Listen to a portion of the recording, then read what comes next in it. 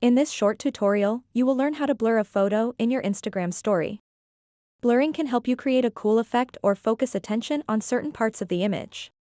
It's easy to do and takes just a few steps. First things first, open up the Instagram app on your device. Look towards the top left corner of your screen, where you'll find the Your Story button. Tap on this button, and then tap Camera. This will take you directly to the camera interface. Next, swipe through the various effects available at the bottom of the screen until you see an option called Browse Effects. Go ahead and tap on it. Now that you're in the effects gallery, look for a search icon. Tap on it and type in Blur. You'll notice that Blur is also featured under popular searches, making it easy to find.